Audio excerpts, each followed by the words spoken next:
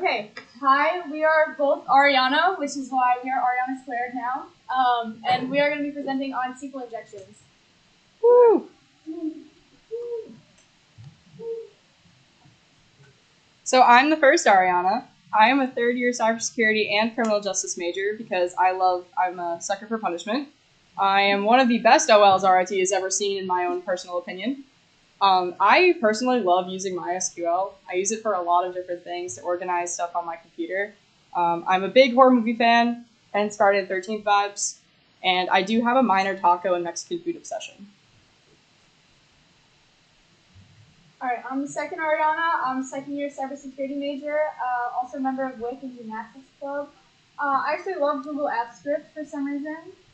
That's my cat, and this is my favorite movie. I think it's funny. Yeah, and it's my crush in high school. Her name is Woman. Okay. So what is a SQL injection? So SQL injection, or whatever else you want to call it, is a very common attack vector that uses malicious SQL code for backend database manipulation. So when bad people use these, it's typically for find sensitive company data, access to user lists, private customer details, all of that fun stuff that they can find access to. Quite spooky. You guys need something? Yeah. We have no idea. Just picked a template and it was like Alright, so where can SQL injections be used? Pretty much any site that allows data from an untrusted source to dynamically create a SQL query. We'll get into that a lot later if it doesn't make sense. You do have to watch out for syntax though, because we're talking about SQL and MySQL, but different databases have different syntax, so it might not always work. And where should you use SQL injection? Bug bounties, CTFs, whenever you have permission. Don't be mean to people. Don't steal anyone's information. It's kind of just a jerk move. Okay, so our first thing is retrieving hidden data from a single category. So we have our URL up there. Pretty much the SQL query that goes with it is you're going to select all details from the products table where the category is games and release equals 1. So the problem is that we don't want to just see products that are released, right? We want to see everything in the games category. So pretty much what we're going to do is we're just going to add a single quote to the end of the URL and 2 dashes and a space. What that does is it makes everything after the word games in the SQL query a comment. So pretty much, let's see here. This whole part just kind of goes away from our statement, and it's going to show us everything that's in the games category. Oops. All right. If we want to see everything in the whole table, we can do that too. We have the same query up there and the same URL. All we're going to do is we're going to add or 1 equals 1, which pretty much says we're going to select all products from we're going to select all details from the products table where the category is games or where 1 equals 1, which is always true. So it's pretty much just going to select everything in the whole table and show it to you. Moving on, we have union attacks. So these occur when an application is vulnerable to SQL injections, and you can use a union keyword. So what this will do is it will retrieve data from other tables within the database. So for example, if we were to have union select username, password from users, an attacker could modify a query by appending a union select that will enable them to access user credentials from the table. But there are some requirements for this to work. So the individual queries must return the same number of columns. If they're unequal, it won't work. And the data types must be compatible with the individual queries. If they're not compatible and they're not returning the same column number, they're not going to work and you're not going to get anywhere. And it's not really fun. Alright, subverting application logic. So what we're doing here is we're changing the query to change the logic. So our problem is that we want to log into this account, but we don't know the password.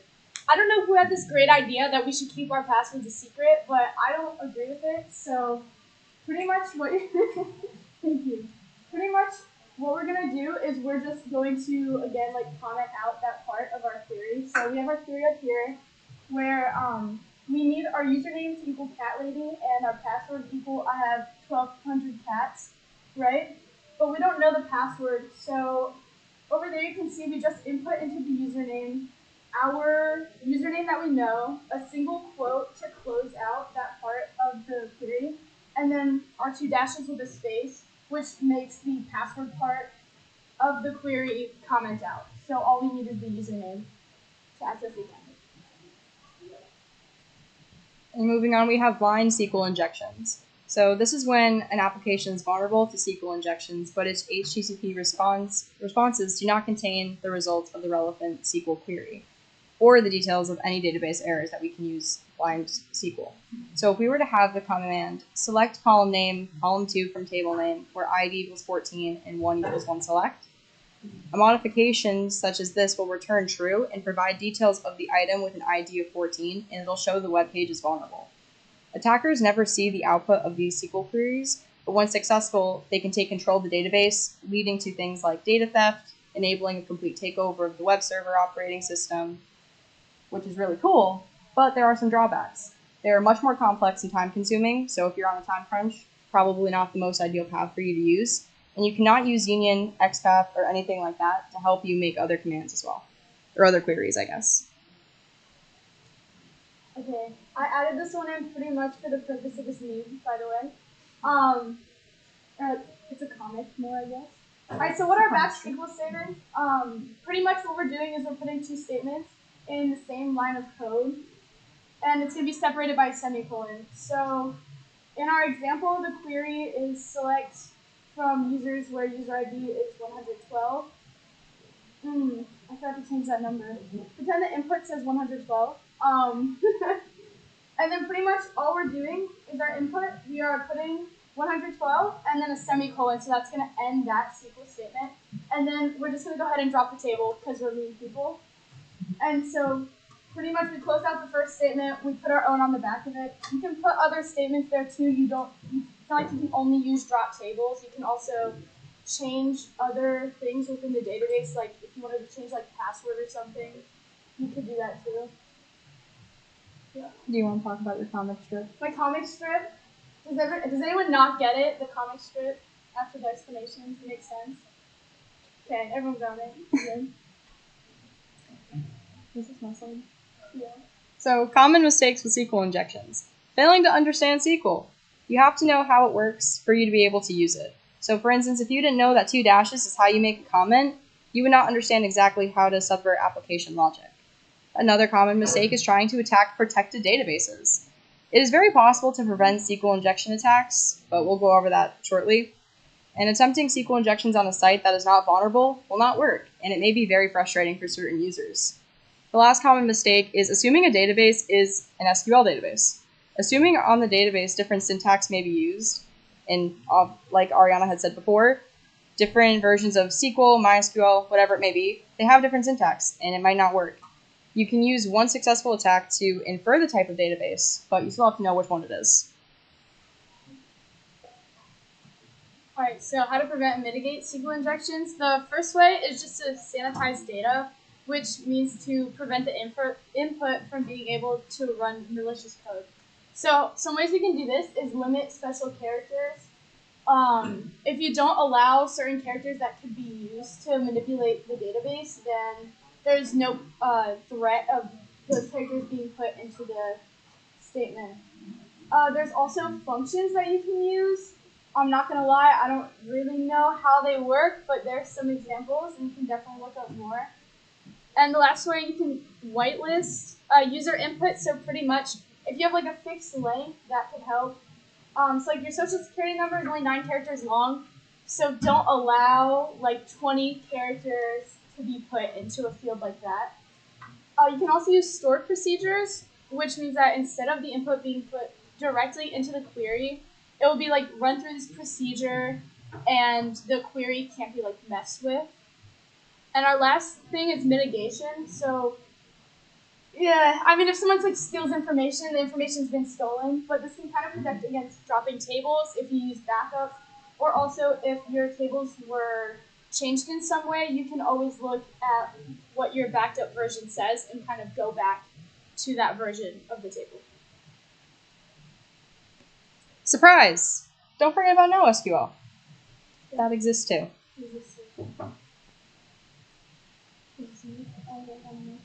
Alright, so what is NoSQL? So some people say it's not only SQL, some people say it's non-SQL.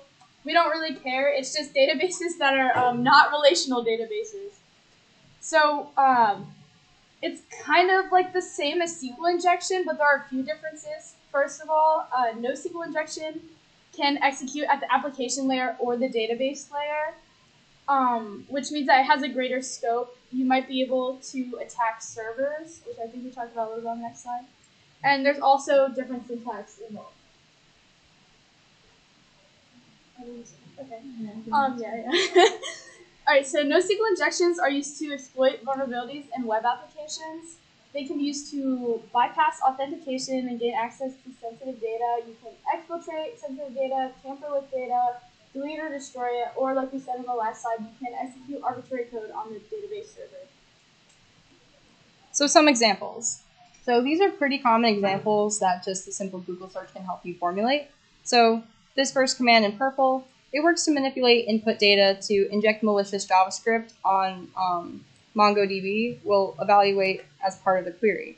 So further, an attacker could execute a JavaScript function by inserting the following into the user input element, which is the 0, var, date equals new, all of that stuff.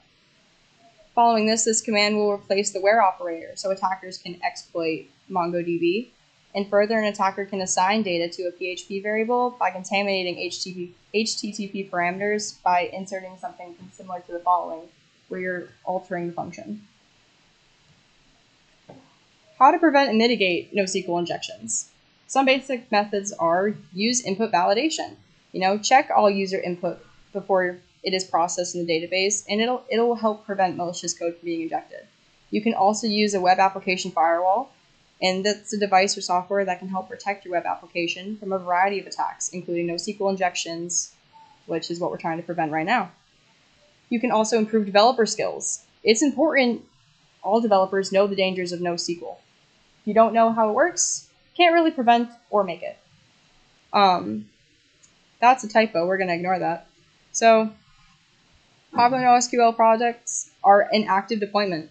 So, some older versions were less secure and suffered more serious injection vulnerabilities. So, keep your stuff updated.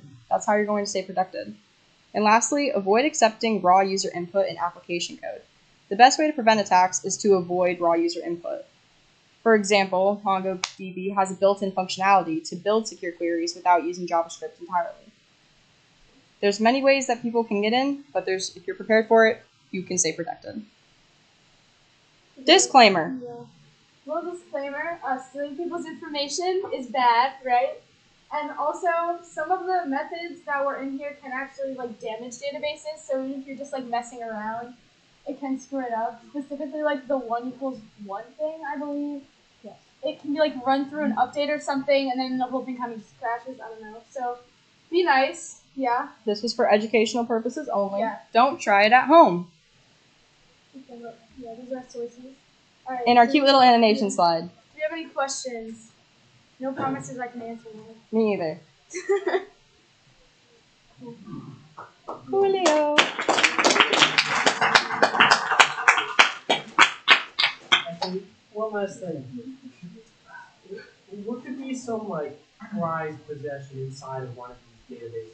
So a lot of big companies use databases to organize anything. And specifically, I learned this recently, healthcare facilities, they store all of your stuff like this. And over 30% of the world's healthcare information is stored in one of those databases. So if you're able to get in, whether it's your social security card, if you have any medications that you need, what your insurance may be, if you make a certain amount of money to pay for your hospital bills, all of that can be exploited very easily.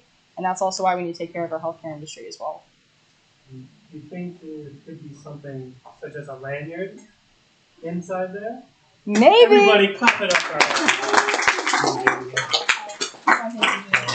this is her first presentation, so let's go.